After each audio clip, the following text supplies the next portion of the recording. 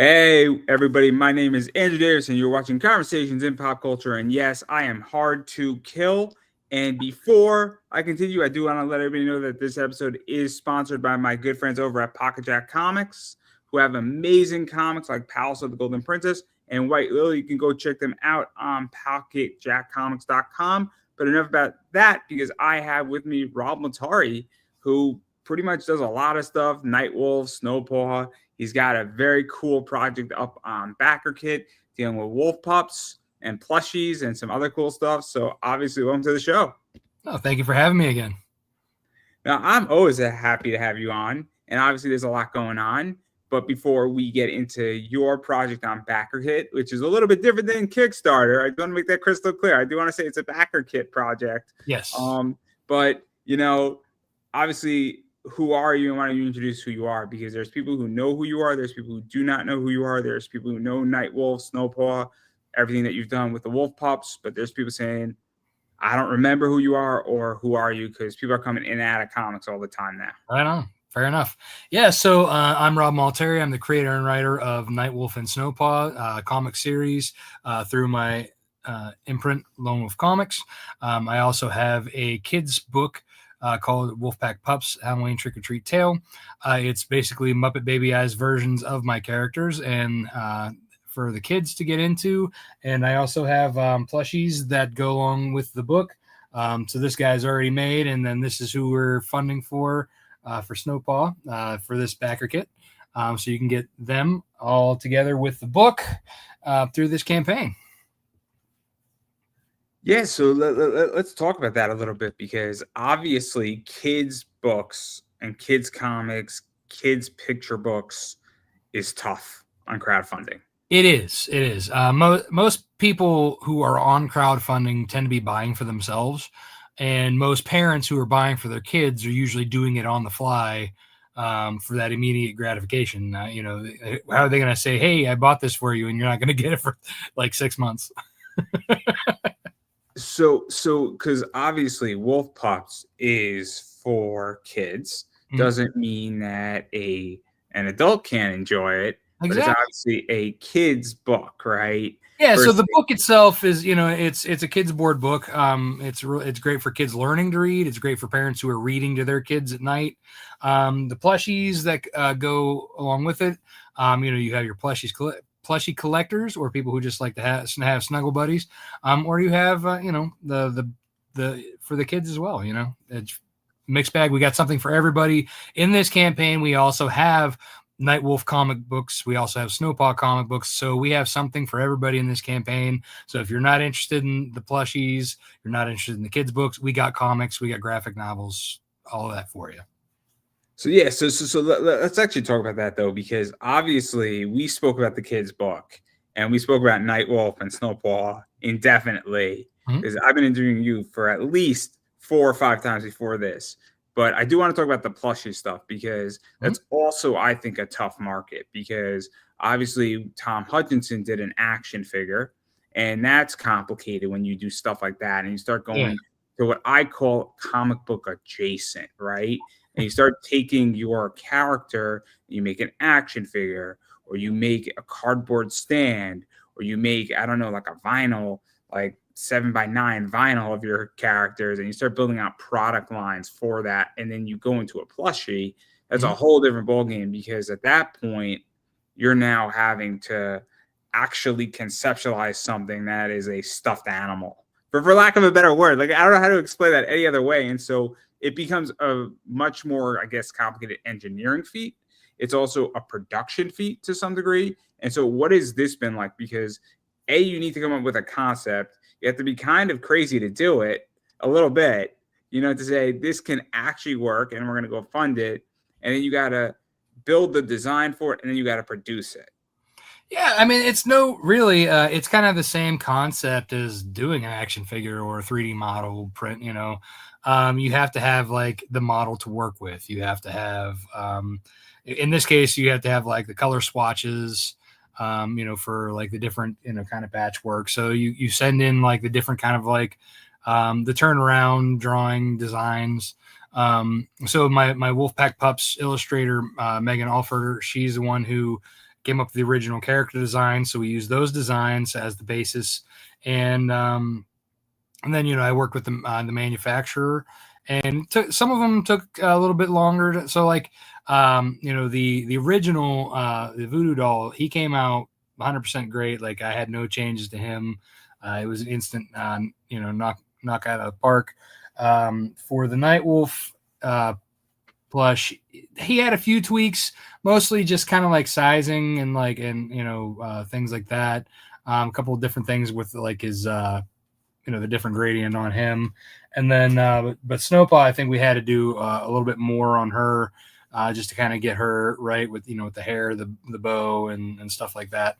So once you kind of like get the regular, the actual prototype done, I find like that the plushie process isn't as tough or as expensive to do as, let's say, if I were to take, one of these like 3D models, scale it up to like an action figure and actually turn it into an action figure. Then you have to get molds, because you can't just 3D print, a full-fledged action figure line, because, you have to have it takes longer to 3D print something than it does like to actually have like molds. So the molds are what cost, like with Tom, his critter, that campaign was like what, 30,000, I want to say, somewhere around there. But that was because he was paying for the molds to have, a minimum of, I think, 1,000 action figures made. Yeah, so let's actually talk about the production, because obviously, I mean, you're not paying for a mold, but you're still doing design work. You still have to deal with prototypes. You still have to deal with creation. You still have to deal with a lot of other things with it, and you're producing an actual product. Oh, and yeah. then you're also, and it's different than a comic, because obviously with Nightwolf and Snowpaw, you're creating an IP, and at this point, I mean, not that a plushie is not the same as an IP in many ways. I mean, it's an IP adjacent. It's a merch from it. I mean, it's merchandise. It's essentially a license from it, but you're also having costs to put into it and all sorts of stuff. And like, it's kind of crazy, because I don't know how well plushies do. And also it's kind of crazy because people like plushies, but they also might not like plushies. And it's a whole new space. Yeah. Well, I mean, that's just it. It's, a lot of, like, I would say, if you take in consideration the amount of backers that I've had for my comic books, it's probably a drop in the bucket for the people who are coming for the plushies. So they're the ones who really are like the diehards, or the people who just like the plushies or think they cute or whatever. They sell very well at comic conventions. Because, there, usually you have the people coming and getting the books. But then like the families just kind of pass you by usually. But when they see the plushies there, the kids' book, that's when they come over. And so I actually now have something for everybody. So let's actually talk about that too, because that's interesting to me, is that, and this is how I run my business, is that I want to sell high-end merchandise and a $500 card, but I also want an $8 card in my store, because I want to hit both ends of the spectrum, because not everybody wants to spend $500 on a Aaron Rodgers card. That may or may not be a good example, because his last season as a Jet was not great. But not the point here. But not everybody wants to spend $500 on a card. But I think if somebody wants a card, I think $8 is not outrageous, right? Mm-hmm. And I think it's the same thing where, if I take my niece, who's like 3 now, to a comic convention, I'm not going to go give her a copy of Nightwolf for 2 reasons. A, she's learning how to read, so she might not understand it. And B, I don't think it's age appropriate for her. But a plushie, it's just a stuffed animal, right? And so what is that like? Because it can do well, and it does well at a con, but it's also the idea that, well, you got to crowdfund it, or you got to fund it yourself. And I think that's where this gets tricky, is that, and I think this is a problem in comics in general, is that you might have a book that will do well at a convention, but you got to get it to the convention stage. If that makes any sense. Oh, yeah. Like I said, it's, and you could even tell, like, when you see the numbers. I mean, right now, like, if I were running like a Nightwolf or a Snowpaw Kickstarter, I'd be probably almost if not over 5,000 by now, close to like 6 or 7, for the plushies and the kids stuff, with the kids book, it's, I have to go lower, for the campaigns, and because it doesn't get as many backers, and it's kind of like relative in a sense. Like, I know, like right now I'm kind of just going for the bare minimum. I have to have like 300 minimum made for like the Snowpaw plush. So that's the funding goal right there. Right. And then the way Backer Kit is that it doesn't have the shipping in it yet. That comes in the fulfillment side of things, which is different than Kickstarter, because you could have the shipping included in the Kickstarter. So that'll basically the shipping will be covered later during the fulfillment survey. So this 4,000 is basically just production costs for the plush. See, that's interesting. Again, I've never backed anything on Backer Kit. Backer Kit is just new to me. Again, I tend to play in Kickstarter. I've done Indiegogo. I haven't done Fund My Comic yet. And so I find it interesting because I don't know anything about Backer Kit and how they do anything of that nature. But again, I'm not anti-crowdfunding. It's just that it's never occurred. I'm also taking a break from crowdfunders in general. Just because it's January and I'm a little exhausted from people's books. And I don't know, like, it sounds mean and it sounds rude, but like I'm exhausted from backing stuff, and I have so much stuff to read that it's just like I have packages that I haven't even opened yet. I'm right there with you. So like there gets a point where I got to be an adult, right? And also it's tax season, so that doesn't help either.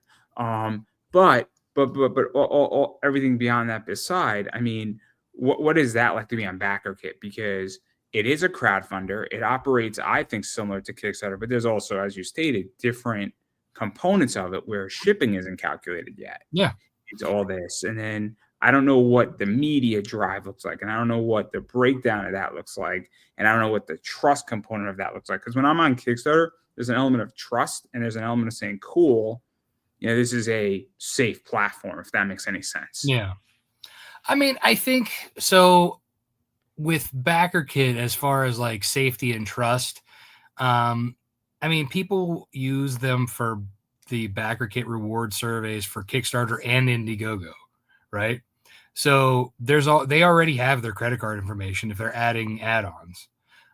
So I think that's already something that like a lot of my backers already know Backer Kit surveys. So therefore they technically already have an account. But for people who are only used to like Kickstarters, who only fulfill through Kickstarter, they might be a little bit more concerned. But again, I think a lot of it is, just it's a very similar platform, but it does have its nuances. It has your pledge levels that you can get, like, you can either get just the plush, or you can get the plush and the book, or you can get all the plushies, or you can get all the stuff together, like the pledge levels, like we do with Kickstarter. I mean, I set up my layout of the story page very similar to what my Kickstarter page would look like. It has a video. It has add-ons. It just looks a little like, honestly though, I think the add-ons are a lot nicer in Backer Kit than they are in Kickstarter, the way they have them set up.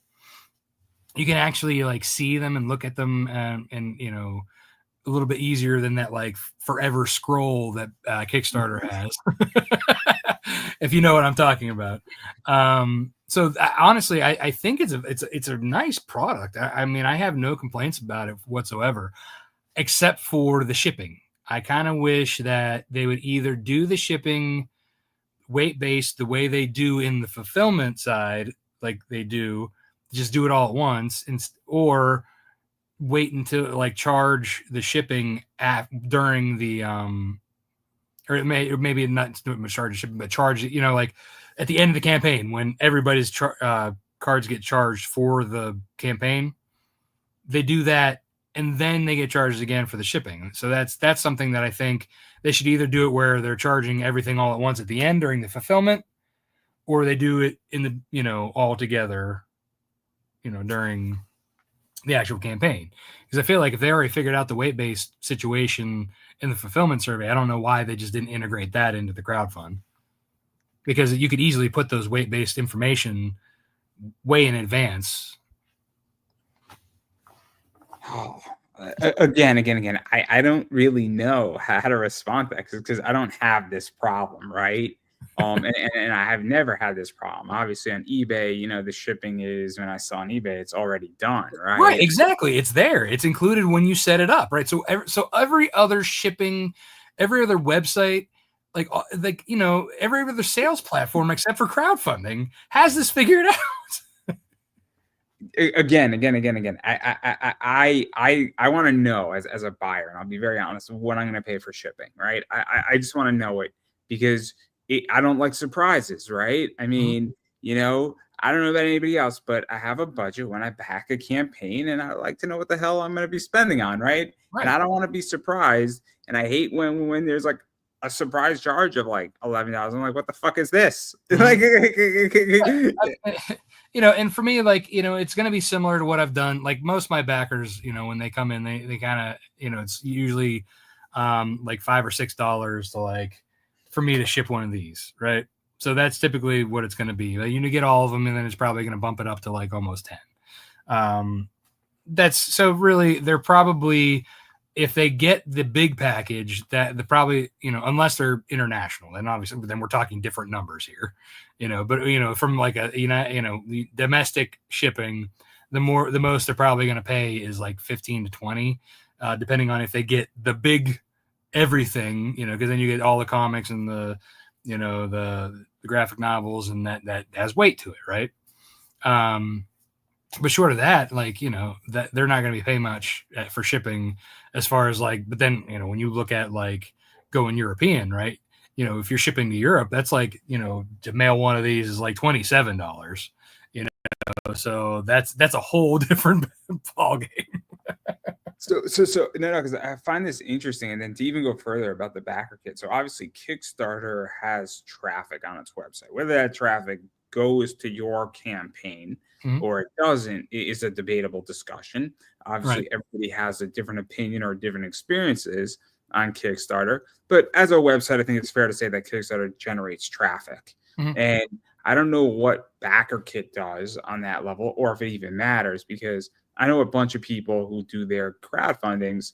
They don't really get much traffic directly from Kickstarter, but they're driving like 80% of the traffic to their campaign. Right. So that's a big issue too. And again, I don't know exactly what that looks like on backer kit, but also if you have a fan base, your fan base is going to find you regardless of where you're at. I mean, that's the other thing too. It's like, we'll use Monday Night Raw as an example.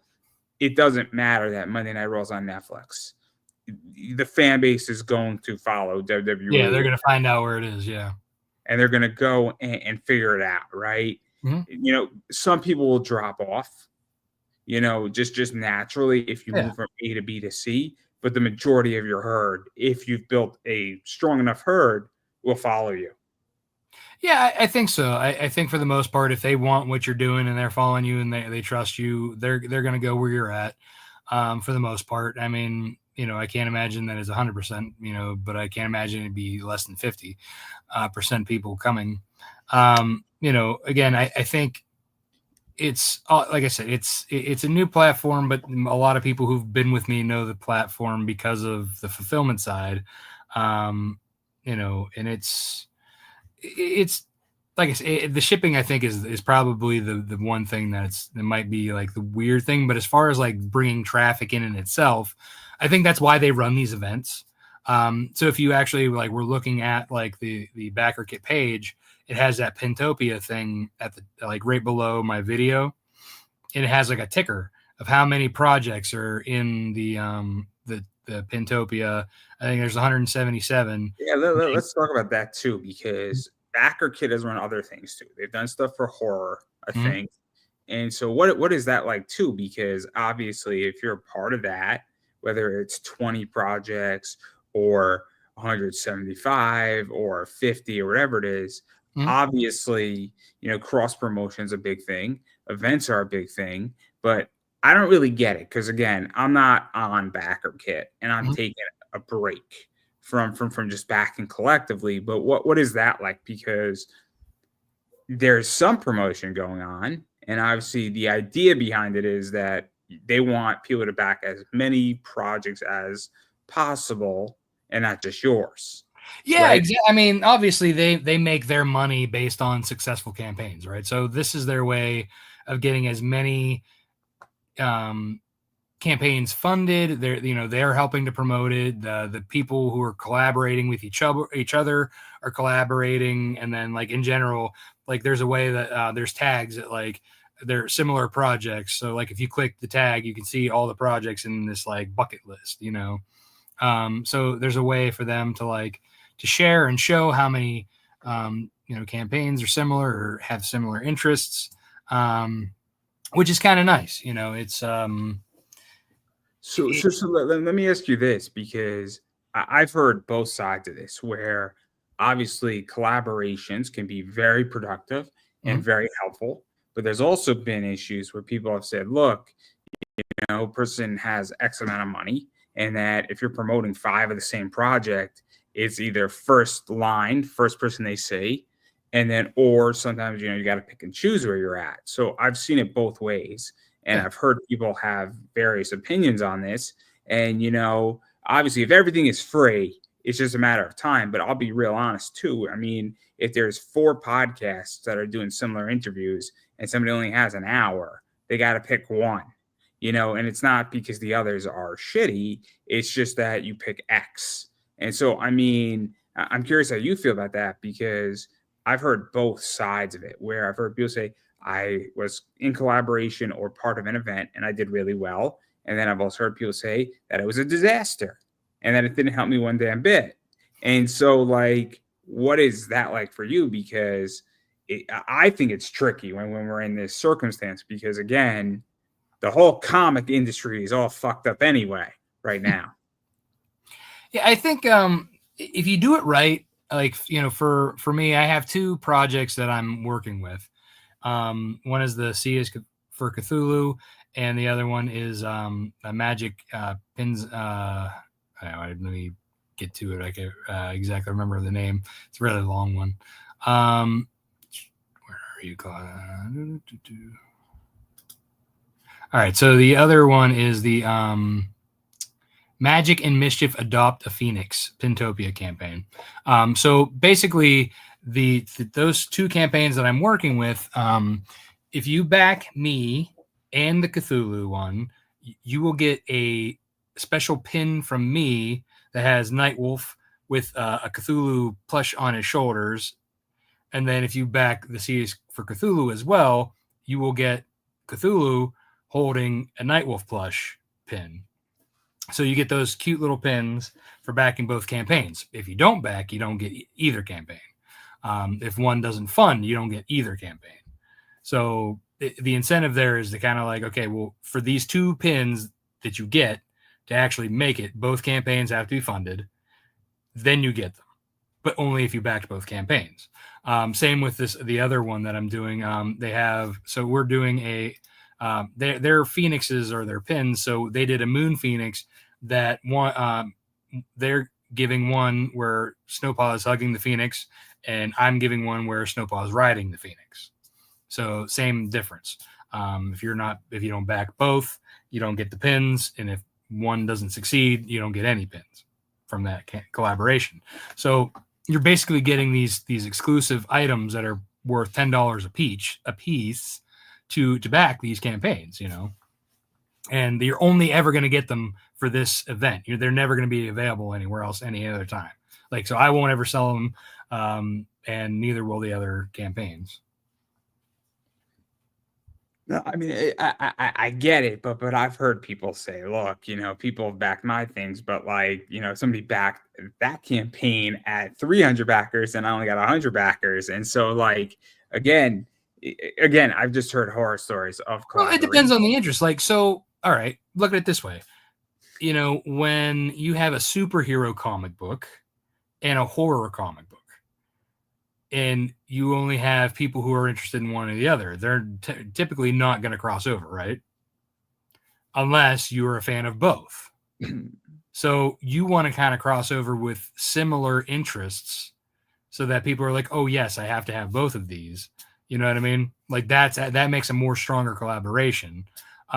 Typically you're going to, obviously my fan base is going to more, go to my stuff, and the C is for Cthulhu fan base is going to go to their stuff, but there is a little bit of like crossover in that, they're cute, cuddly monsters. That's. So did you also feel, though, that obviously you're part of this Pintopia thing, or Pinotopia? I'm not exactly sure how it's pronounced because it's spelled one way, that it's maybe pronounced another way, but you're also doing individual collaborations too, because my understanding is that in this event run by BackerKit, there's some incentives as well beyond just what you're doing. And there's also different levels of collaborations too, meaning that if BackerKit is running something overall, that's also very different than if, you're doing something with C is for Cthulhu, because that's also a big difference too, because I don't know how active BackerKit is pushing your project at the moment versus C for Cthulhu might be pushing it a little bit harder. If that makes any sense. I'm sure it has something to do with the algorithm. Like, it probably looks at the count, the backer, how fast that they're going compared to the other. I'm sure that the top ones they're probably hitting the most. I would imagine, like, if they're already funded, if they're trying to get everybody 100% funded, I'm sure eventually down the line they'll probably promote the other ones to push across the finish line too, because they'll probably want to quote, "Oh, we got 100% funded campaigns." because is BackerKit all or nothing? Yes. So it's not like Indiegogo where somebody funds half, Well, Indiegogo gives you the option to be all or nothing, or to get what you get. Whereas like BackerKit and Kickstarter are in the same mind that if you don't fund, you don't get. Again, I don't know anything about BackerKit. So again, I'm not on BackerKit. I don't, whether I come or I don't come to BackerKit is up in the air. I'm not anti-BackerKit. I'm just not there, and I don't know anything about it. So that's why I ask these questions. No worries. Yeah, that's what we're here to explain. Yeah. Again, I have no desire to produce a comic at the moment. I want to make that crystal clear. I got more than enough stresses, and I don't need a comic book as one of my stresses. There are plenty of other things that I could do that could just get me right next to everybody's level right there. I would prefer to sleep. My little remaining peaceful sleep that I have, I would prefer to keep. But all jokes aside, what is, obviously, I mean, where are you actually at in your campaign? So it just started at 1:00 today, EST. And we're up to 1,687 with 39 backers. So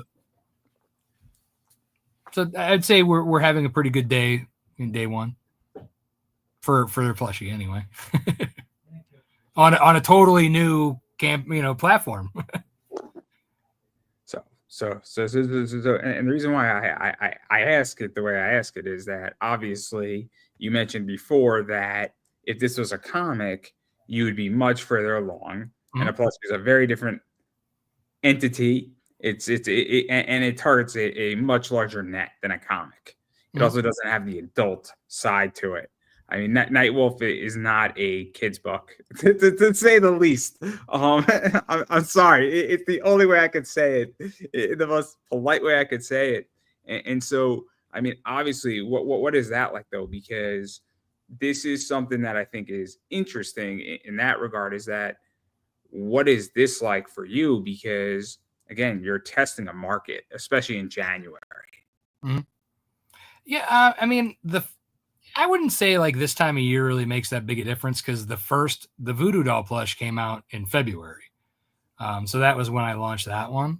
It was successful, but I also had a comic book element along with it, which I think also helped.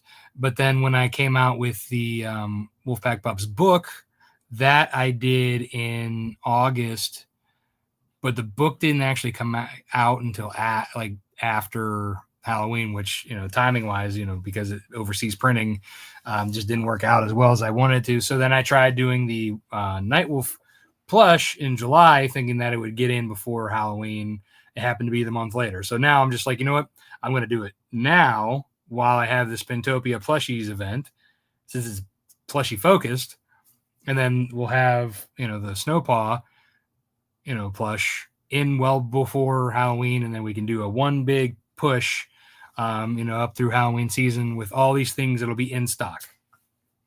So what is that like? 'Cause that's also a big issue. And I've learned that the hard way in my business, is that sometimes you don't have items in stock and it's not easy. It's not easy where I sell a lot of stuff that they put bases of like baseball bases in cards, and those take anywhere from 120 to 200 days. And yet, you have a client waiting, and then they have a wait time, and then some clients can't take it and they don't understand. And it's really fuckery to fuck up your business when things get all delayed at that level, because you can't really, I don't know how to, I mean, I don't think it's necessarily unethical, because sometimes shit happens, but I also think that it's like, it can fuck up your business really nicely, really quickly, if you don't have things that are out of your control. And I don't know how you feel about waiting for things, but after a while, when I'm waiting 200 days for something, I get a little antsy. I think at this point, I've backed so many campaigns that like I don't even know what all's here and what's not, or half the time I forget what I even backed. So when I get something in the mail, I'm like, "Ooh, what's this?" I'm not watching. I think, too, a lot of people who back regularly on these crowdfund campaigns, especially Kickstarter or BackerKit, they're used to the wait. Not obviously not like years, like that gets to be ridiculous, but like, when it comes like between like 3 to 6 months for like, something to come out, I think they're kind of used to that at that point. I don't know, which that, I mean, maybe I'm wrong, because I just had a bad experience with a company that had a lot of my money, and that it got resolved. But like, they were a year out, and then some other stuff, and then it was just on their store. And so maybe I'm raw from this, but like, I can't wait anymore 6 months. I just can't. Yeah, I think if it's on the store, that's kind of a slap in the face. I always wait until the books are in hand and at the backers' houses before I put it on my website. I just went through something very complicated, very not good. And so I'm raw from it. And this is also why I'm holding off. I've also been screwed by a bunch of campaigns, in the last 6 months. And so I am raw from certain things, right? And so that's where I'm at, right? I'm also dealing with a lot of things now, not being late by 6 months, but by being late by 9 months and 12 months. And there's just a bunch of issues. So I am maybe in a different environment, and that's why I'm pulling back. And I don't think I'm the only one. I don't. In which that I can't be the sole survivor here on this. But like, I think it's a problem for Well, I me. think that's too, like, when you look at like track records, right? So I've done like 15 Kickstarters, and I've fulfilled all but the one that I'm about to, like, that the books just came in and I'm about to start fulfilling that. See, I'm going to challenge, because there's been a bunch of people who have supposedly good track records to high numbers, and they're late. And they're not late by a month, but they're late by 3, 4, 5 months. And so, and we're talking about, hey, you said the book funded in February. You said the book was going to be here by July, and the book has me to December. Yeah. That's not it got here by August. No, yeah, that's some, like, again, I think it depends on track record. Like, where you have people who like that, you kind of are like, okay, well, I'm probably not going to back you again. But then the people who have a track record of, you can actually see that too in the updates. Like for me, like I update very regularly each step of the way. And, matter of fact, I owe an update tomorrow saying, hey, I'm getting set up for fulfillment, so like you can see that. And then that's the track record. You can see what, on past campaigns. What it is that there's people who've had great track records and then they've had bad experiences on a few books. And I'm like, I backed you because you had a great track record. And then your book came and it was a great book and it came perfectly, but you're still 5 months late. And I'm like, I don't know how I should anticipate now because, I get that shit happens, but like you also stated enough that you were ahead. Like, so like you can't be ahead 3 months and then you're late by 5. It doesn't work that way. Like, the maths ain't mathing.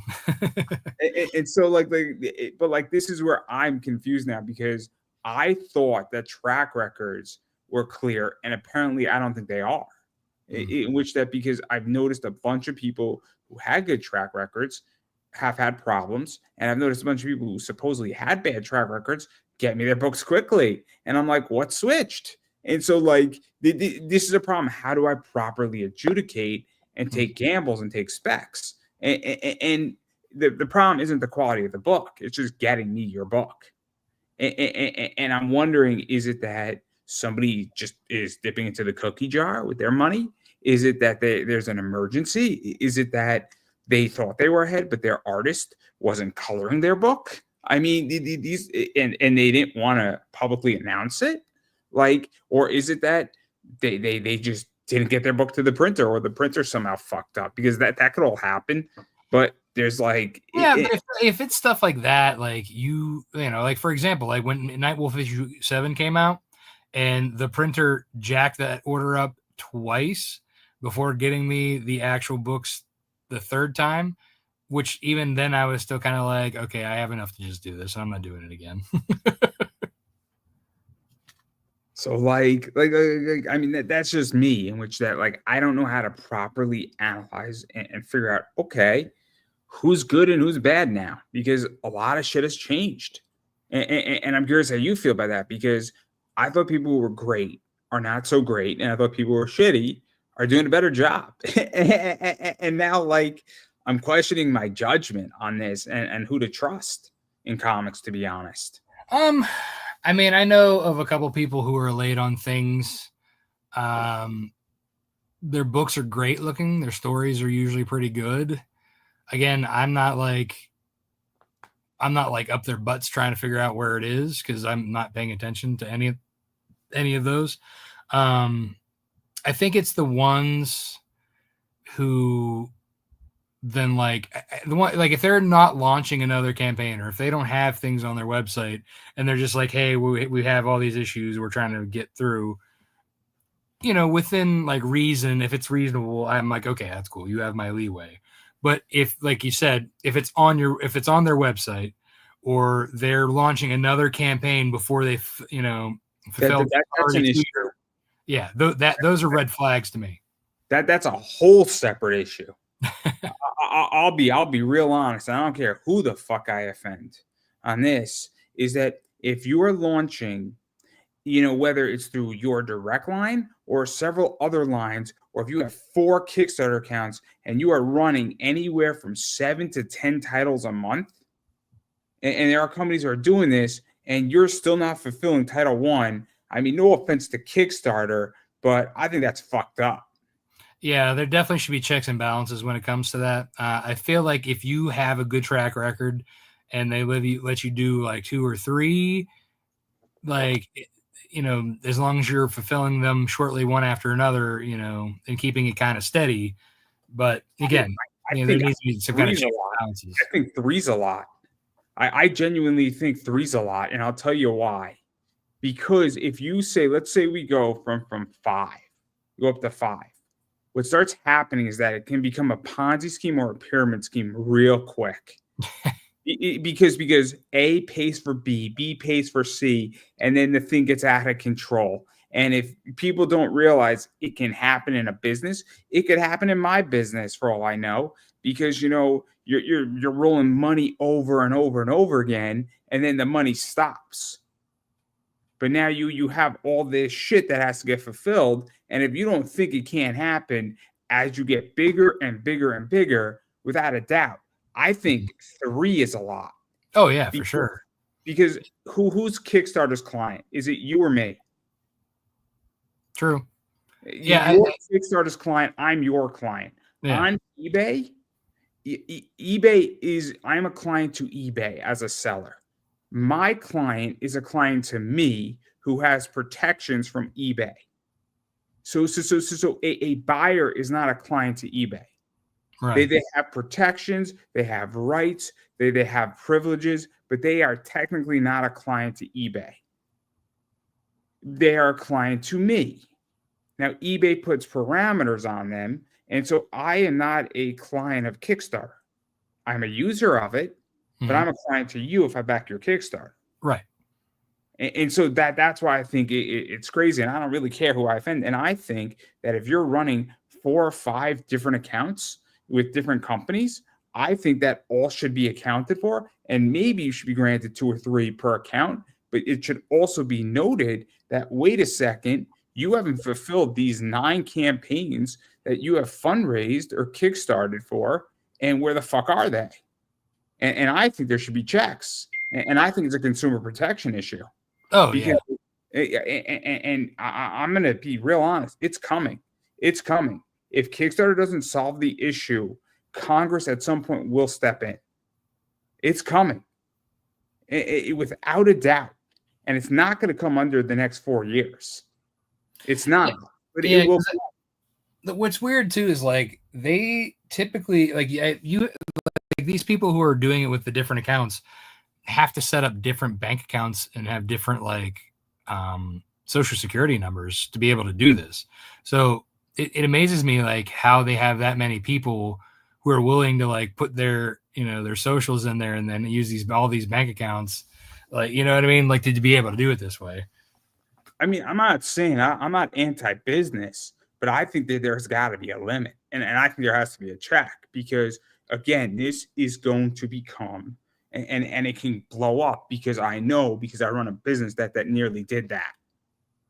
And this is just me as an individual. So I know how this ends. I know exactly how it ends. And I don't really care if people get upset with me when I say that.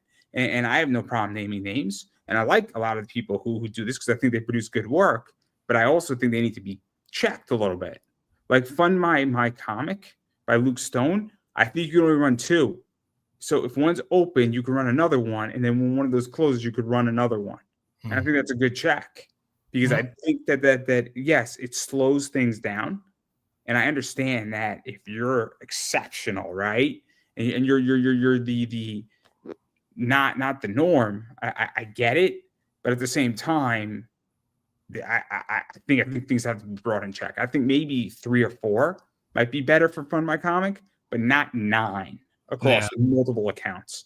I think too, like, a lot of them are like, for me, like, I like to have my books done before I go live. I don't like to have that waiting over my head.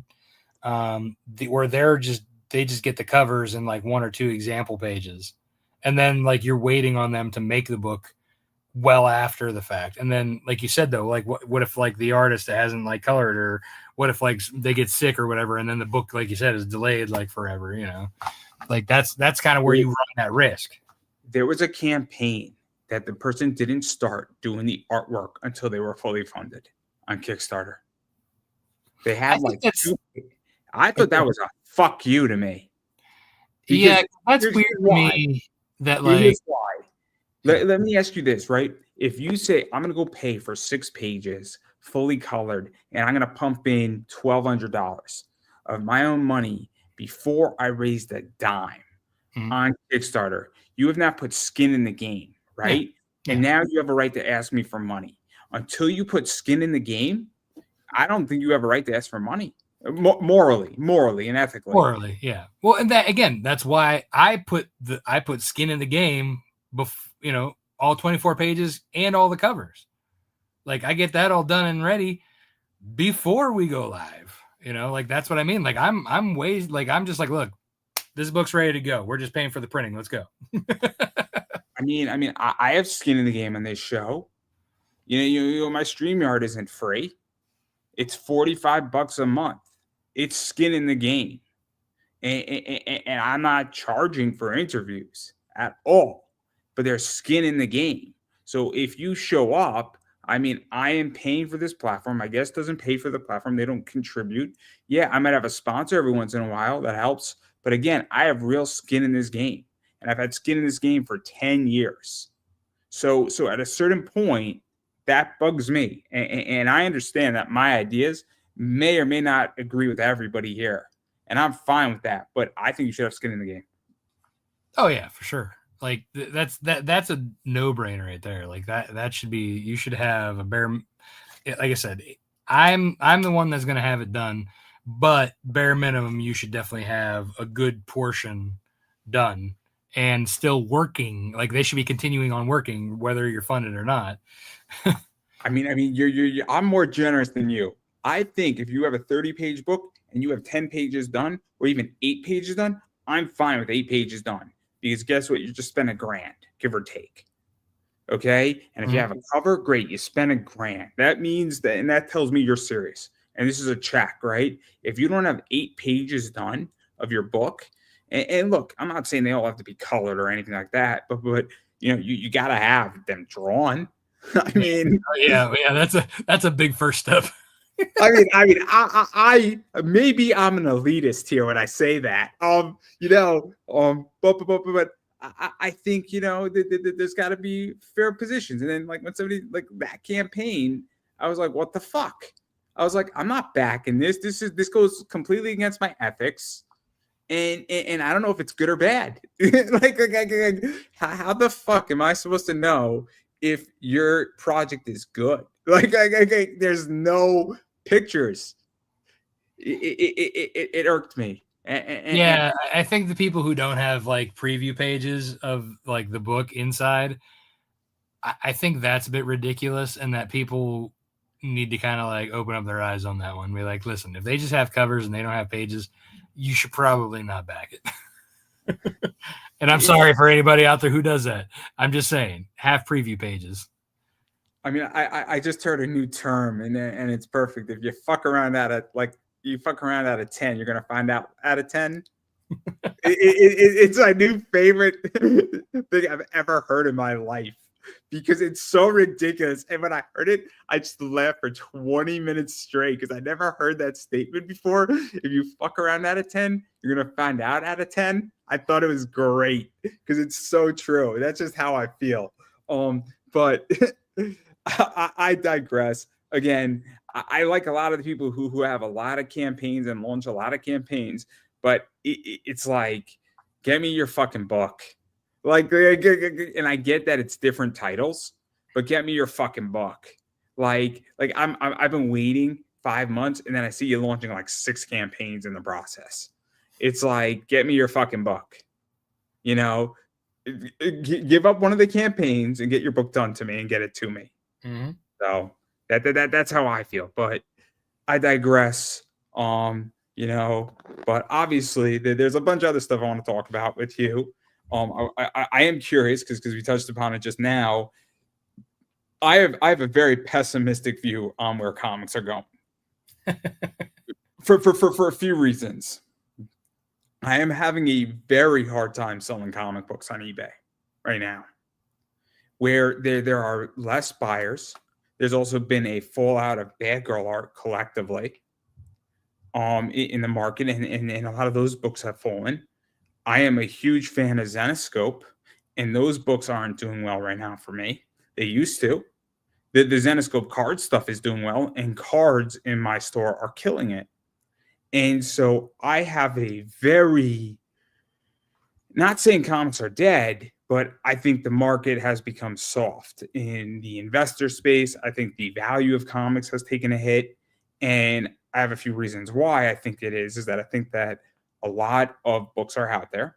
I think it used to be that it was harder to get a Keith Garvey or a Paul Green, and I think it is easier than ever before. I think it used to be that a J. Scott Campbell or an Adam Hughes was hard to get or more exclusive, and now they are a dime a dozen. Now, early Campbell, early Adam Hughes, early Tony Daniels, that stuff is worth money still. And I'm just curious how you feel about this, because I think if you're backing on Kickstarter and you're just reading and you want to collect cool shit, and you want awesome books, I think that as a collector, we're in the golden age. I just don't think we're in the golden age of value. And I think that's a problem because at some point somebody's going to have to unload their collection. Well, I think the problem is that it's oversaturation at the point of having a really shitty economy. it really, like, yes, people like want nice things, but like if they don't have the money for it, they're like whatever. But like you got people who are like raising prices on even like a 24-page standard issue, like from like 15 to like 20, and I'm like, unless it's a very limited variant cover, like, you know, that it should be 15 as Define limited. So for example, with my standard retails, I usually print like 1,000 or two, and I sell them on Kickstarter for 15, but that also includes shipping. That includes like the digital and any like freebies that they get, right? So for me, that's like 15, boom, 24 pages standard. Now, when I do my variants, I'm limiting them from like, so one variant that I sell then for another go up $5, so that's $20 level. That's like a $500 or 500 print run. Then go up another $5 to the $25 level. That's a 400 print run. Keep going up another $5 to 30. That's 300, and then 200 and 100 until you get to basically to 50 or less. And then so that's how like I gauge my like variant prices. But I feel like also, but when people are charging like 20, like I said, $20 or $25 for just a standard, retail, and then like charging like 40 or 50 for like a variant cover that they're printing the same numbers, that's just ridiculous. Yeah, see, I view limited runs at 100 or less. And so I think if you're printing a 500 print run, yeah, it's limited to 500, but again, doesn't pique my interest. I also think though that if you're buying on Kickstarter, I expect those books to be low quantities to some degree. I'm not saying that there's nothing wrong with printing 1,000. God bless you. Hell, you could print 3,000. Be my guest. I'm not going to tell somebody how to run their business.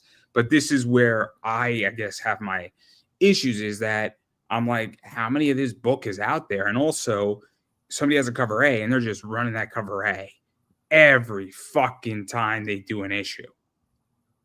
So now I have no idea how many of your cover A is out there. And that's a whole nother problem in its own right. See, that's again, that's why I treat the cover A. That's my standard retail, right? So for me, that's in comic shops. That's in, I'm taking that to conventions. I print a couple thousand of those because I, want to make sure that I have those for everywhere I go. That's my low ball for people. That's not for the collectors. That's the lowest price that they're going to get for a book, right? Whereas like,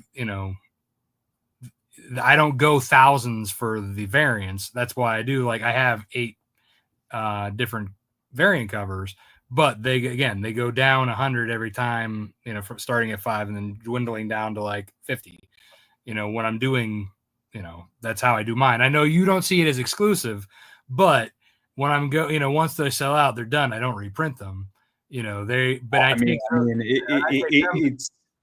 I get it to a degree. It's just like at a certain point, it's just like if there's like 3,000 of a book out there, I'm just like, okay. Yeah, but then that's the same as like looking at Zenoscope or Marvel or Image. Like they have larger numbers and they're charging more for their variants at a retail store. So like, I mean, you take that in comparison to like an indie, like I'm a drop in the bucket to what they're printing. I mean, Zenoscope on an exclusive, they will charge $25 for a 250. So like a Paul Green is 250 copies, $25. 125 is 50. And then they charge $100 for a Z-rated, which is a topless in a store, but not on Kickstarter. They charge that prices sometimes on Kickstarters. And then they also do it in their virtual cons. is what they do, and on their website. So I mean, it's Yeah, not. so they have it everywhere, and instead of just one place. I mean, but I think they only do like Collector Club on their VCons and at cons. So like that stuff's exclusive, and then it's maybe like every other month on their website for like a day, which is not a big window, all things considering. But not the point. But again, I'm not going to tell you how to run your business. I just think like it's whatever. It's not important. But like that my issue. But I agree. Which at a standard issue for $20 is crazy. Because I don't know how you feel. Have you ever bought a book for $20 and it was a piece of shit, for lack of a better word? Yeah. And you were like, what the fuck did I just buy? And then, but then you're a nice person. Say, maybe somebody had a bad issue 1. Let's see what issue 2 was. And issue 2 is just as bad. Usually at that point, I'm like, okay, I'm done. So we all have friends in comics, right? And sometimes your friends just have a bad book concept, right? And sometimes somebody needs to tell them, dude, I know you just put like $5,000 in your book, but it's not good. And you shouldn't be publishing this. And you got to be nice to your friends and all, but you also have to be like, this isn't good. Well, I think those ones weed themselves out eventually. Maybe. But that's where I'm at. So it is what it is. To say the least. Yes. Absolutely, to say the least. There are a lot of things I could say. There are a lot of things I could say. But again, my whole thing is that, I mean, right now, I feel, because I don't disagree that things have become more expensive. I don't disagree. I also do agree that it's more saturated. But I also think that it's like, used to be that Keith Garvey was like 4 places. And now anybody who wants a Keith Garvey, you just got to get on his list. And so now that also creates a problem because it's not as valuable. Meaning that I like his artwork sells, but now I have the choice and I have an infinite pool of books that he could work on within an infinite amount of characters. So before, he was maybe doing something for Zenescope and then 2 or 3 other comic companies, and now when you're doing Lady Death, Zenescope, a bunch of other people's Kickstarters, like Preston Poulter, I think just had a Keith Garvey, and then there's just a bunch of other people who have a Keith Garvey, and then therefore now it's like, cool, which character do I want to buy Keith Garvey on? And then that creates a problem, not for Keith Garvey, it's work for him, but it's just like, it creates a value issue, and it also creates saying, cool, like, it's now just an issue where it's just like, cool, which do I want? And so, like, I think that's part of the problem with comics is that there's no exclusivity. And therefore, companies don't have a brand. I don't think one meshes with the other as much. Exclusivity and brands are 2 completely different things. This is a brand. Exclusivity is saying, I have one of these, you can have it. Only you. That's exclusive. I mean, the reason why I say that it does mesh a little bit, and I guess this is where my argument is, that there have been artists who have been synonymous with companies for a while, right? Mm-hmm. So we look at Ebass, right? Eric Basaluda. Eric Basaluda has had a long relationship with Zenescope, right? And he was there at the beginning. So all of a sudden, if you see an Ebass cover, it's not necessarily automatically Zenescope, but there's a good chance that covers Zenescope, right? Or so Lady Death. Or Lady Death. So like his name became almost synonymous. Oh, Lady Death. Zenescope. Be like, wait a second, this is something else. Like, because it was automatically almost assumed, right? So that's where I guess maybe brand is not the right word, and I could walk it back a little bit, almost identity, right? And I feel that this has become a problem in comics, is that now every artist is everywhere. And now I don't know what companies used to have identities and relationships and like just having artists at the face of them have now like Keith Garvey's everywhere, and that's good for Keith Garvey. But now it's like, and this is where I think this is where it started, is that and I know it's an odd argument, but and it's not a bad thing, but it's also companies have had to put all their eggs in one basket. Yeah, I mean, I think that like the gone are the days of exclusive artists. I think they're now it's like, hey, I got to get fed. You're not paying me enough. Marvel, DC, so they have to go to indies and charge more. Could be that. Fair enough. I mean, again, I get it. But I mean, really legit, like, you get artists who like work their way up the ladder and finally get in with Marvel and DC, but Marvel and DC aren't paying the prices that they're charging indies. You know what I mean? Like, so they're like, oh, well, I work for Marvel and DC, so I'm going to charge you $2,000 for a cover. Like that's like where their head's at. That's also probably part of the problem too, if you think about it. Just saying. I mean, again, it's tricky to figure out though what an artist should charge, right? Because I mean, it's subjective to some degree, right? Yeah, I mean, I think it depends on like one. It depends on how popular you are, how in demand you are, how many years you've been doing it. Just like with anything, like when you're doing a job interview, right? They ask how many years you have experience doing your job. Then you get paid per that salary, right? So, I mean, it kind of is the same thing. But if you've been doing it for 2 years and you got lucky to be on one Marvel and one DC, and you think you're going to charge $2,000 for a cover, you can take that $2,000 and shove it. Is it also the idea that, obviously a lot of people come in and out of DC and Marvel, right?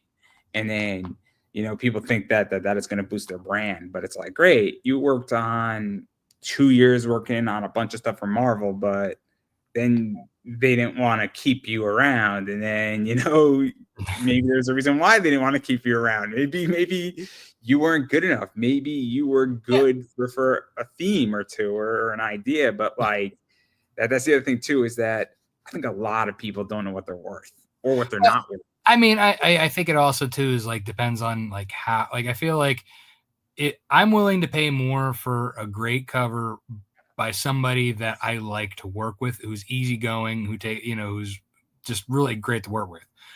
Whereas like if I have a bad experience and if you charge way, an excruciating amount like of money like for a cover and it comes out like terrible pinup art and you don't even put like I'm paying you all this and it doesn't like even pay for itself, and you're a pain in the ass to work with. Well, you're not getting rehired, and I'll tell everybody that I know that not to hire you.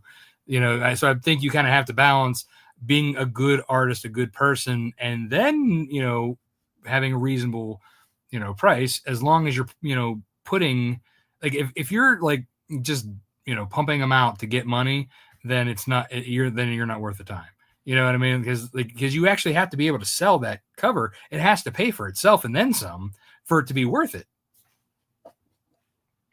It's true. That is true. I mean, yeah. I mean, it's a cost value. Like to us publishers or indie guys. Like we have to. The money we put into it, we got to get more out of it.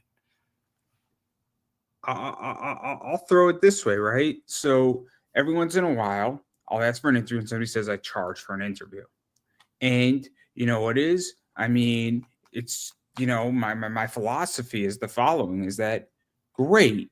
What do you bring to the table, and what is your following? How many years? How many interviews have you done? Are you liked? Are you controversial? Also, what value are you going to bring to this thing. So somebody is charging $100, but they can make me 1,000 all day. I will pay $100. Oh yeah. But also, I'm looking at this, and the person had, and I don't mean to like shame them, but they had 12,000 Instagram followers. And my response to them, I said, "Look, I just don't do that. I'm sorry." And it became a very controversial issue because I put it in a podcast group, and a lot of people were very torn. Where some people were like, "Oh, you should absolutely pay guests," and I said, "You host the podcast. Do you pay your guests?" But it's like, "No." And that was like so, so like what was going on, a bunch of people said, I will pay somebody what they're worth. And if they bring, so like, that's what I think it is sometimes too, is that, somebody might charge or ask 1,200. Well, it's within my nature to negotiate, right? Just by nature, I want to negotiate because I find negotiation a sport. But more importantly, I mean, I love when people counter me on eBay. I love it. It's the most enjoyable thing when you're trying to figure out the price of something. It's a sport and it's a hobby. But beyond that, I'm like, great. I think you're gonna bring in, I think you're worth 900. You're asking 12. Like, I could do 900. Do you want the 900 or not? And also, what it is that, because I still have to produce the book. I still have to do the interior work in the book. I still have to write the book. I still have to print the book. I still have to do other things with the book. I still have to letter the book, logos, all the shit, right? I'm sure I missed a few things in there too. Coloring, right? There's still other shit that has to get done in the book. Your $900 is not just 900 and we're done, So, yeah, I mean, but maybe people forget that. I don't know, but I like to negotiate. I find it a sport. I also can walk away. But like getting back to the point is that the person who was asking $100, I also didn't like the tonality. She said, "Oh, my audience loves when I do interviews, but you want to charge me $100 so that your audience can enjoy me interviewing you." I didn't like the message and the tonality of the message. No. And that's why I didn't like the deal, and I didn't take it because I thought it was crazy. Because I'm like, this person is probably going to be a pain in the ass, and if I pay them, they're going to think they're superior. And they're not going to come in, and when people get paid for interviews, 90% of the time they're not good guests. No, yeah, they're just there for the money, and that's a problem. Mm-hmm. So versus they should be there for more than just the money. They should be there for double time the money. Well, I mean, if they're coming on, really, like most often, it's like they should be promoting something, right? So they should want to go on and promote stuff. Like, it just, yeah, I feel like if they think that their time is worth something more than nothing, they're not worth it. I took it a little bit different. I took it to the point where you think your time is worth $100 for an hour. Okay, I don't make $100 an hour at my job, and I'm good at my job, and that's pre-tax, right? So once you calculate tax in there, I mean, it's way less than that, right? Oh yeah, for sure. Then what happens is that I'm still going to be working on your interview for an hour to 2 hours. So we have to factor that in. So now we're talking about 3 hours of my time, an hour worth of your time. I'm going to have to promote the living shit out of it. So that's got to be worth like 30 minutes. So now we are at 3.5 hours.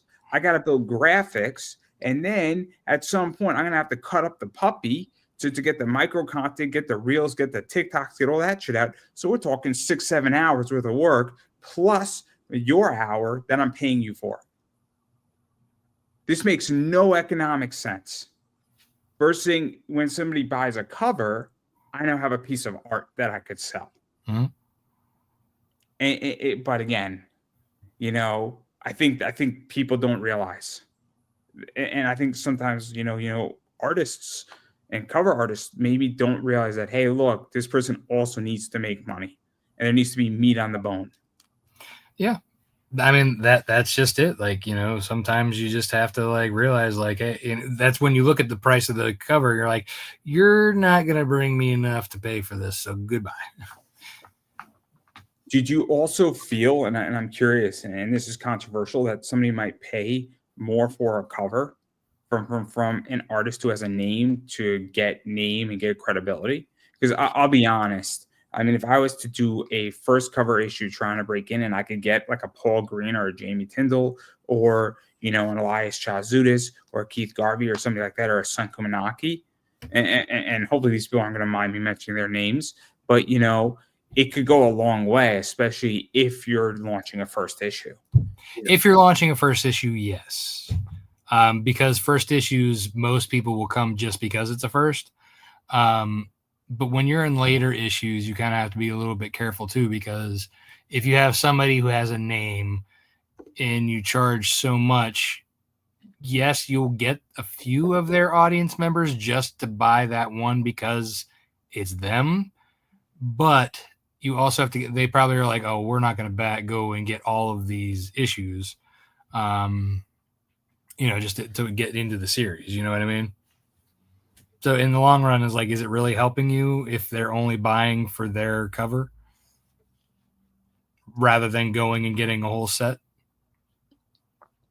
Because really, I would prefer long-term readers who come each time and get either the books or some new backer comes in.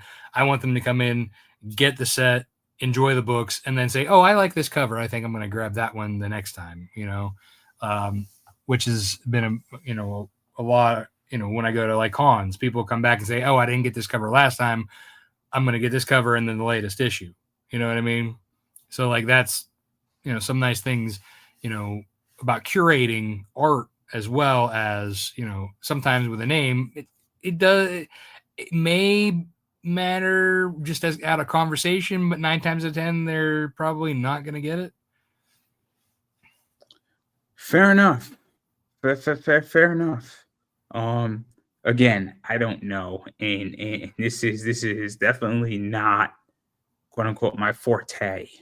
I mean, it's like a chess game. It really is. Like when you're selecting artists and for covers and then coming up with the ideas for the. I mean, it's like playing chess. You really have to play the right pieces and put them in the right positions, and to be able to have the return on it, to be able to have a decent campaign. I can imagine it again. This just seems so fucking tough, and this is why I just buy and sell comics, right? And I buy and sell cards because it's so much easier to not have to do all that. And I just have a feel, and I understand. Okay, cool. This artist is right now really popular, or this cover concept is really popular.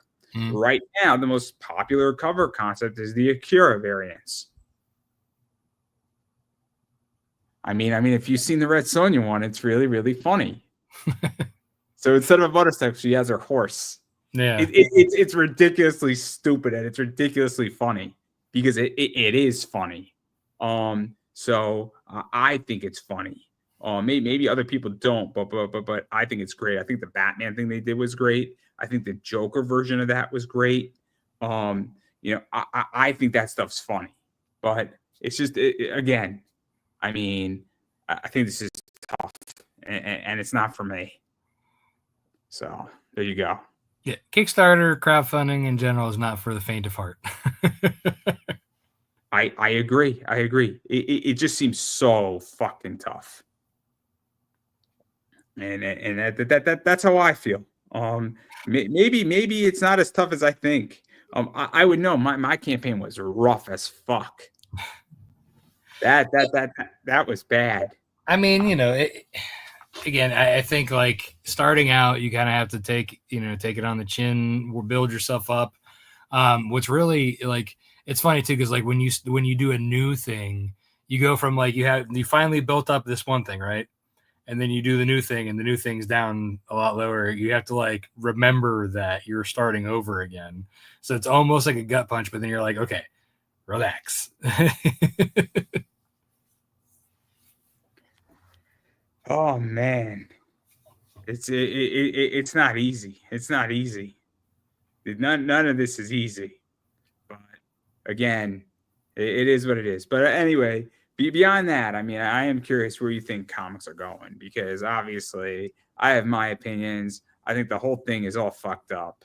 And Especially with Diamond going and declaring bankruptcy, I I think wasn't even talking about that. I mean let's talk about Diamond. What is your thoughts on Diamond? Because I don't know what to think. This is like the one time I don't know what to think. I think so. It's kind of a mixed. Let me before you speak in. Sorry to interrupt. I hate when people are fucking shitting on it because that's the stupidest response. Because why would you beat up a company that is distributing to your local comic shop a bunch of books? That's just dumb. That is like cutting off your own arm and saying, why am I bleeding? But Fair. anyway, I just want to get that out of the way because that's my only issue is that why is everybody cheering that Diamond's declaring bankruptcy? That I don't get, but you can continue. I think Diamond could have been run better. It was definitely harder. It's hard to get into, especially from an indie standpoint. So it was kind of like gatekeeping in a way. However, I do think at this point it was the only game in, like that was letting indies get into this, besides doing it themselves, getting into the retails. Whereas like Lunar and Penguin or whoever the other distributors are only taking a select few of high-end clients and not the indies. So now watching this ship sink, it's at the point where it's like, well, now you're just gonna have to figure out and it didn't affect me because one, I wasn't in Diamond. Was I planning to? Maybe eventually. But at this point, I'm like, well, I'll just keep doing what I've been doing, crowdfunding and selling myself. Which I think in and of itself, I feel like it's great to have crowdfunding, but I think it's oversaturated. It's great to but like when we have our own websites, right? Like I have my own website, but I still I do gangbusters on Kickstarter, but my website's like, trickles in here and there. I think you would think it would be the other way around because, like people pay a little bit more for Kickstarters than they do like just, the retail prices. So let me ask you this because I have a theory, right? And I like the concept of event-based sales. Mm-hmm. So you have an event and then you make a sale around your event, right? Mm-hmm. And I actually, and me and Mike, Mike Tiener was talking about this from Bad Bug. And I said, I think the future of indie comics is Kickstarters, crowdfunding. I think it's then convention sales, and then I think it's event sales. So you're doing something that's an event related to your book, and then you're selling it. And so I think that's really where I think collectively things are going to go that way. I mean, it's already there. I mean, that's how it's going to explode is my point. Well, I think that conventions need to come down on their prices before that's going to be the case. Because they keep raising their tables every year and nobody's going to make any money going to them if they keep the way they're going because they're too busy paying for celebrities to pay, for people to go in and pay, $200 for Jason Momoa and not, $5 for a comic. I could see that too. In which I mean, it's the guarantees and it's a nightmare and it's a problem. And also the people who are going to go buy a Jason Momoa or a Henry Cavill or Ben Affleck or Gal Gadot or, the WWE superstars or wherever it is, they're there for that. And then also what people forget is that when you buy a ticket for $90 or $100, that's also a problem. Mm-hmm. Oh, yeah. And when you're a vendor or an artist paying, over $500 plus for a table, you're already that far in the hole, that's plus then you have to worry about travel. You got to worry about a hotel. You got to worry about food. Yeah, again. I asked the question in which the people say, "How much money do you really make from going to a convention?" And before I asked the question, "How much did you work that con hourly?" And I asked the question because again, I don't go to a convention and I have my Saturday to myself. What is that Saturday worth? And then I ask another question, right? And I ask the important question is that do you have a day job and did you have to use a sick day or a vacation day? And what is that worth? Because guess what? If you only have 10 of those, and you want to go to Disney World or you want to do something else, well, you know what is you got to be at that con on your Friday and you got to be there, or you might have to take a half a day on Thursday to set up, all of a Mhm. sudden, that could be expensive. You got paid for it nonetheless, but what is that worth? Yeah, that all adds up. I mean, that's something you have to take in consideration too. Yeah, I mean, again, it's I mean, you're working your butt off, and some ones are bigger winners, sometimes they're not. Most often, I find that more often I'm breaking even for the whole trip, or I make a little bit. But I'm paying for two tables because I have such a large setup, and I treat it more as a marketing than I do for actual revenue, because I'm spreading outside of my normal areas, because I try to I will go back to like another con. If I've been somewhere, I try to go like every 2 years, but I try to hit up new ones all the time to kind of open up my audience, because again, I don't have distribution through Diamond. So that is my distribution, is introducing to new people who will then later come and feed the Kickstarter, or who will come to my website, or whatever. Fair enough. Fair enough. I mean, I get it. Again, though, no. I asked these questions and I asked them on a philosophical level because you got to know what you're spending on and what the cost is and what it isn't. And because unless, because then if you don't know that cost, you got to figure it out. Otherwise, you're not running a successful, healthy business. Doesn't mean your business can't be healthy, but you have to know your costs. Mm-hmm. Now, I mean, there's a bunch of things people have to know: your customer acquisition cost, your customer retention cost.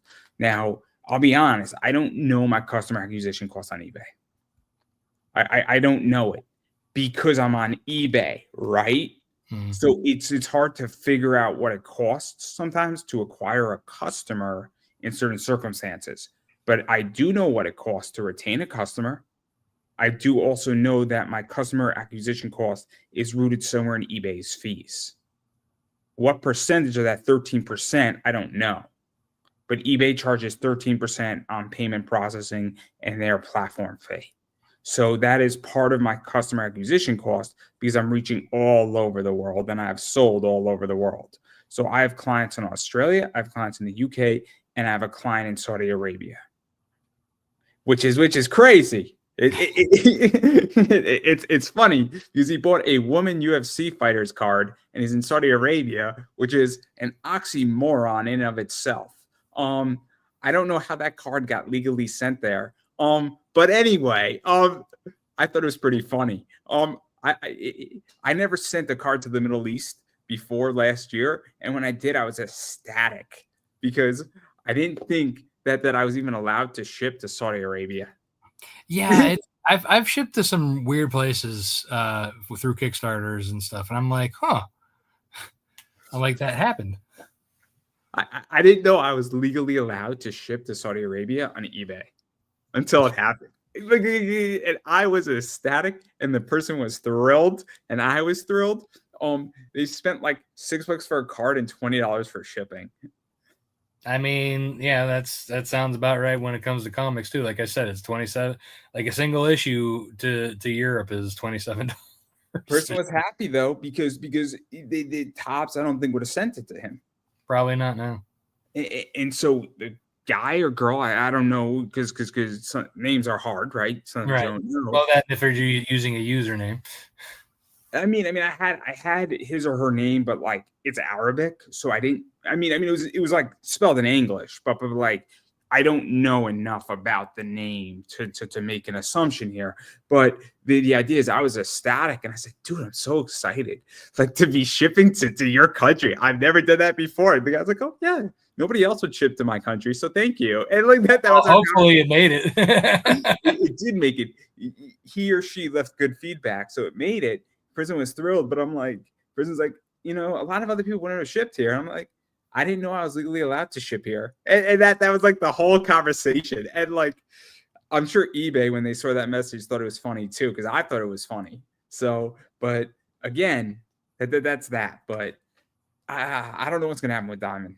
I'm not happy about Diamond failing because I don't want companies to fail. As an entrepreneur and as somebody who runs a business, I'm not thrilled when businesses fail. Mm-hmm. I don't think it's good. Bad sign. What did you say? It's a bad sign. It's a bad sign. It's also a bad sign that RV sales are down. when RV sales are down, that's when the economy is in bad shape. I mean, I've been saying. I mean, how many episodes I've been on, and I've been saying it. About RV sales being down. No, about the economy. I mean, RV sales have been down since 2022. Sounds about right. And so it's and I don't think it's going to get better. I was speaking to John Westhoff, who left a comment in this section, and I was speaking to him, I think yesterday or on Tuesday, and I said, hey, get a life jacket, everybody, get a life jacket. The president of the United States is not going to fix the economy. I mean, at this point, something's got to happen. whether it's a full-on tank or something. What will fix the economy is it will naturally fix itself. It will naturally fix itself because the economy goes through cycles. Mm-hmm. And it just so happens, and it will be fixed under Trump, whether you like it or you don't. But it's not going to be fixed by Trump. It's not going to be hurt by Trump either, per se. I just think it's going to naturally turn itself around in 6 to 12 months. And then it's going to slowly gear up. And then in his third year, it's going to take off like a rocket. That's exactly what's going to happen. And we're going to be on another 8 to 9 year bull run. In which that's the cycle. It could happen sooner or slower, but it's coming. So if you could hold on for 2.5 years, you're going to be just fine. Fingers crossed. Everything when it's on sale right now. The last time this happened, all I know is it was COVID and like the market, and I watched legitly like $35,000 of my money disappear in a week. And I had money in cash and I bought more stuff and I came out looking like a golden rose, clean as a whistle, all pretty daisied up. And it was amazing. It was amazing. And I told everybody to do it and nobody believed me.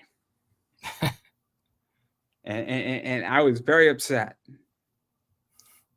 It was almost as bad as my Bitcoin experience. I buy Bitcoin at like 16,000. Oh no, nobody listened to me then either. and I didn't listen to myself shorting First Republic Bank. That was a mistake on me. We can't all be perfect. I mean, you win some, you lose some. I mean, my track record's pretty good, but that First Republic Bank, oh my God, should have borrowed like $10 million. Oh my God, I would not be here. I would be in Hawaii on a beach. But that's also a bad idea because they have volcanoes there and they have tsunamis every once in a while. That'd probably be a bad idea. Maybe California's a bad idea too. I would be in Vermont. Nothing bad happens in Vermont because nobody's in Vermont. Therefore, nothing bad could happen. I would be in Vermont. I'd be in like a little cabin all by myself and nothing bad would happen. Vermont's a small little place and there's like nobody in Vermont And everybody, when you see another person, they're like, "You're another person? Oh my God, this is amazing." It's like Wyoming all over again. Nobody's in Wyoming. It's fantastic. Wyoming's just a little bit bigger. Just a little bit. Just by a ranch in Wyoming. Oh my God. It's like RuPaul. I think RuPaul's in Utah or Wyoming. RuPaul's husband is a rancher. That's so random. It's so important. And then RuPaul talks about how RuPaul is all fashion iconed out. And I love RuPaul. And then RuPaul's like, nobody's around to see my outfit. This is what RuPaul said on Stephen Colbert. And it was one of the funniest things I've ever heard in my life because it's true. Which leads me to my point about Diamond. I think we need to get RuPaul running Diamond. See. I think this is my best idea yet. But that's whatever. But again, that's my random tangent for the day. RuPaul the Rancher. If that's not a comic book, I don't know what is. Right, yeah. I could sell that. It almost read itself. I could sell that shit better than I could sell cattle. I really choose that forever. But beyond Diamond, where do you think the industry is going for real though? Because obviously, I don't Diamond. I don't know what the fuck's going to happen. A lot of people are owed money by Diamond, and it's going to be a rough position. And I don't know what's going to happen with Diamond, but it's not good. And yeah, I mean, I think a lot of like comic shops are going to be hurting as far as like whatever, indie titles that aren't in the other distributors. I mean, they'll obviously like they'll still do their Marvels and their DCs and their Images and whatnot. But if they had anything else that their clientele were, requesting, it's going to be harder. They don't want to do, go too directly to these publishers because that's more invoicing that they have to figure out, But it's kind of funny too because like it's the only like industry that like has like where it's one place where they order stuff or two places, where at like most retail places they have multiple vendors that they have to deal with. So I think it's funny that like they don't want to deal with all like the same thing that any other like retail store has to deal with. I mean, back in the day in the 90s, wasn't there like 6 or like 8 vendors who were doing comics and stuff? As far as mostly Diamond. I remember, I think I was speaking to like Ricky Caltorino or Calca something like who did Double Impact before he sold it. And back in the day, I think he was saying there was like 6 or 8 or 9 different distributors distributing out a lot of comics. And then Diamond slowly put a lot of them out of business. Well, I would imagine in like the 70s and 80s, because like the 90s, it was primarily Diamond at that point. Again. I mean, it's been a while since I spoke to Ricky about that. But I mean, he said on like my interview, but it's been a while, so I could be mistaken too. But maybe late 80s. I don't know. But yeah, I mean that does track. So again. It's going to be interesting. I would love to see like 6 distributors in comics. I think. I mean, honestly, like if they go back to the multi distributor thing, I think then it would kind of even itself out and be finer because then they could be competitive on pricing. Honestly, it'd be way better than having a monopoly on it. But the problem is it's going to take somebody to actually take the initiative and open these up, but who has the money and time to do that or even the knowledge. So, I mean, unless you have somebody who's already like a sales rep or, somebody who knows distribution, like, several people to take that on, but I doubt, this time, this period, nobody's going to do that. So it'll probably be crowdfunding is mostly going to be where the indies will lie. So it'll probably get, I think larger indie publishers will flood the market. Some of the smaller ones that who are just coming out, unless they have a good product, will probably eventually be weeded out. But and then the rest of us who are in the middle will kind of just keep floating. Do you feel that I mean, I had this conversation with a cosplayer. So, and we were talking about this on Tuesday, is that you don't anymore as a cosplayer, especially in the upper echelons or rising up, you need to be a damn good marketer. And so I don't know if you even need to have a good comic anymore. I think you need to be a fantastic marketer more so than anything else. I mean, at some point you do need a good product. Well, I was gonna say you could be the best marketer, but like that's like that one of those cases, you fool me once, fool me twice situation. You know what I mean? Like, So I'll put it this way, right? I think if you have an above average comic, right, and you're a fucking awesome marketer, I think you can make a good chunk of money, because if you're, but you don't need to have a fantastic comic anymore. Meaning that, WWE for a while now has been having a great product, right? But for a while their product was average, but they were marketing it pretty decent, right? So I think, but now they're marketing their product great and they have a great product. But I think if you have an above average product, but you're good at marketing it, or you're good at drawing attention, or figuring out creative ways how to get people involved, I think that that's also going to be a big factor, because that could be the difference between you surviving until things improve. And that's just it. Like, that's why, we do what we do. Like, why we come and hang out with you and other. So I'm a consolation prize. Exactly, right? Well, that's what I'm saying. But my point is like, why we go on to these shows, why we go on, like, you see me blasting on social media. If it wasn't for my comics, you probably would never even know I existed on social media, because I wouldn't have it. It is, I'm marketing myself as much as I'm marketing my book, because that's what we have to do now. We can't just market the book, right? You have to you have to be there. You have to show that you're a real person, that you got to be out there. I didn't build my wolf pack just by hiding behind the comic, right? I'm here, I'm talking, I'm, showing people that I exist.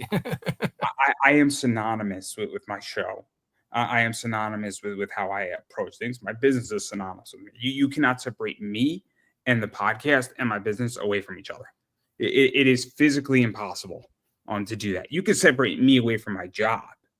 That could be separated to a degree. My shoot job. But you cannot separate how I pack up a comic book in my eBay business, because I take a lot of pride and care. Much like with this show, I take a lot of pride and care in it. Now, it doesn't always happen and it doesn't always work, because people have bad days, people have problems, sometimes I'm sick, right? But I still try to push it. And sometimes you just have a bad interview and shit happens. But at the same time, I'm synonymous with it. So whatever you get on this show is how I'm going to be in real life. This is me completely. And how I think, and I make funny statements that people think are crazy. but it's what I think, and it's how I speak. And I think, that's important. And, there's a reason why I have X amount of subscribers, and I've been around long enough. It's because people know exactly what they're going to get with me. Yeah. I mean, and really, if you think about it, if you look back, like, during COVID, like, how many of these shows popped up? How many are still around? Not that many. Want to hear something crazy? Sure. There was somebody I interviewed. They launched the show a week after, and then they didn't do it, and then they came back around and they tried to relaunch it like 18 months later, and then they lasted 6 more episodes, and then they died. The average podcast length is 6 episodes. It's 6 episodes. Most podcasts don't make it to episode 7. If you make it to episode 7, you have a 25% chance of making it to episode 50. If you make it to episode 50, you have like a 75% chance of making it to episode 100. And then once you get past 100, you probably are going to continue that podcast for at least another 50 to 100 episodes. Your statistics continuously go up the further you go. Oh, yeah. The more you do it, the more comfortable you get with it, and the more you get, that becomes like a big part of you. It's the idea, though, that 6 episodes is the average podcast where it dies. On episode 6 or 7, in that period, because the gratification is not there, and it is brutal, and you're gaining no traction. Someone says this is horrible. It's 6 episodes. That is horrifying. Imagine if we do that with a comic book. 6 issues? I mean, 6 issues is 2 years. That's a pretty long mini series. Fair enough. So the equivalent would be what, like 2 issues in a comic? Yeah.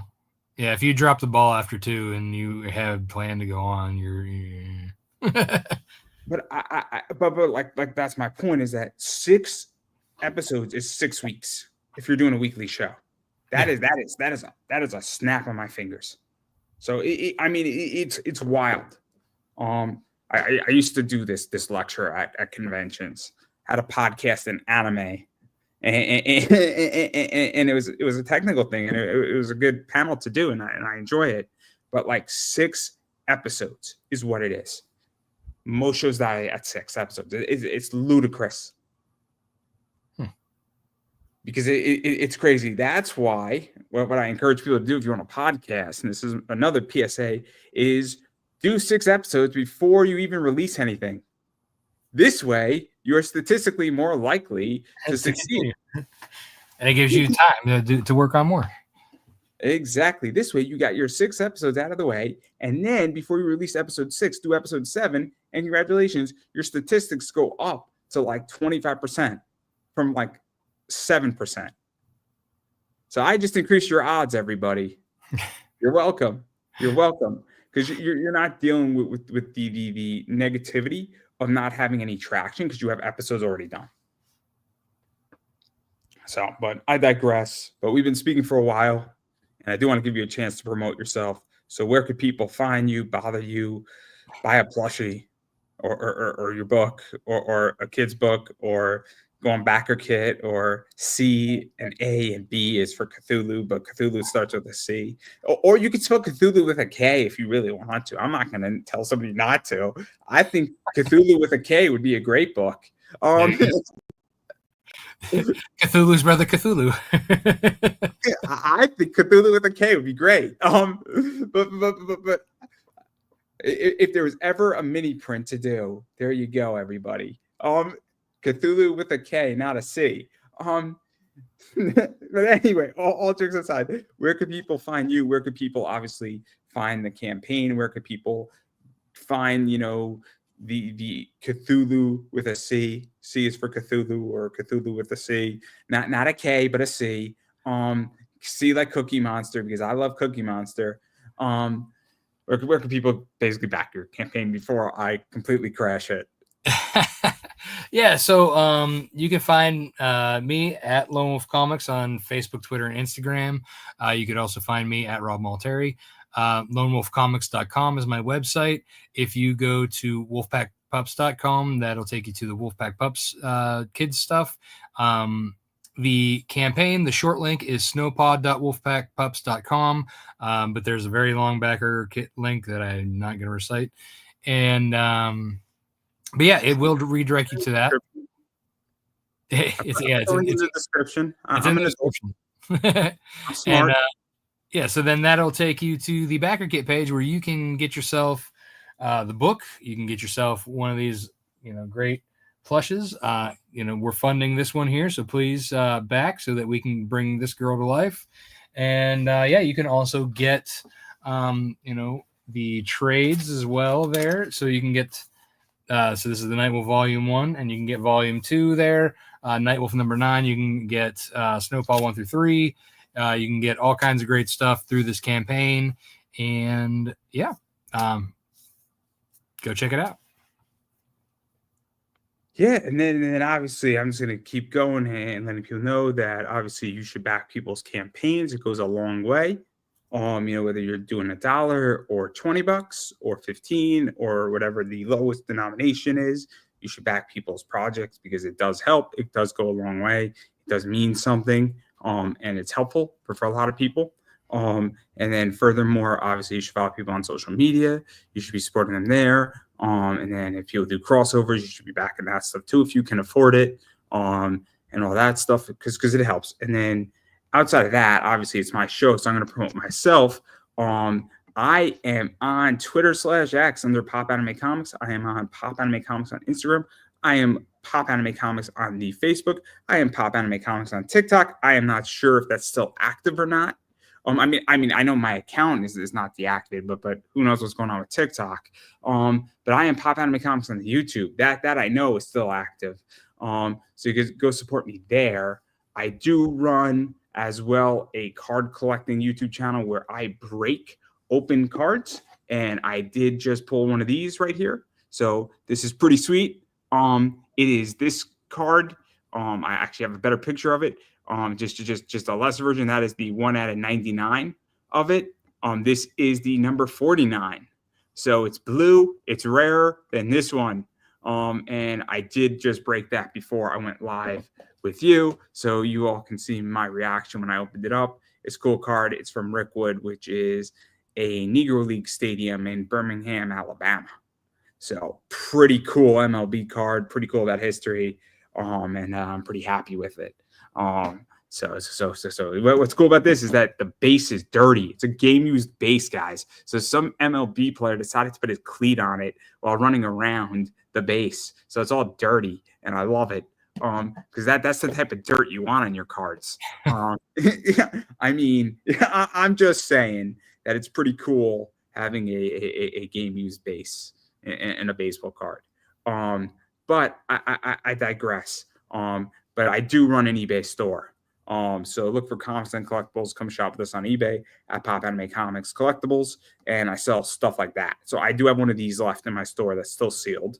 I have some Aaron Judge stuff in my store of game use based stuff. I got a lot of cool cards. Stuff like this is in my store, which is super expensive. Yes, I carry WNBA cards. So they make me bank, and the WNBA is fun to watch, guys. It's fun to watch. But all jokes aside, and then I carry a lot of comics and stuff of that nature. So if you're looking for comics, collectibles, cards, and rare stuff like that, I carry everything from $8 cards to $500 cards, and then some. So I got something for everybody, and I'm really gearing up. And the fun products in my store right now are the WWE stuff, because Topps has the license for it, and I'm super excited for it. So a lot of cool stuff's coming, everybody. A lot of cool stuff is coming with wrestling, and it's going to be a good one. And so I'm super excited for all that. But again, I got you covered if you're looking for stuff. And if it's not in my store, ask me. And if I don't have it, chances are I know somebody who does. So that's everything that I got going on. And I'm going to give you the final word. Yeah. Once again, please check out Wolfpack Pups and the Snowpaw plushie. Go to snowpaw.com or snowpaw.wolfpackpups.com and back the project. Thank you. And I don't think I could have said that any better myself, everybody. And that is a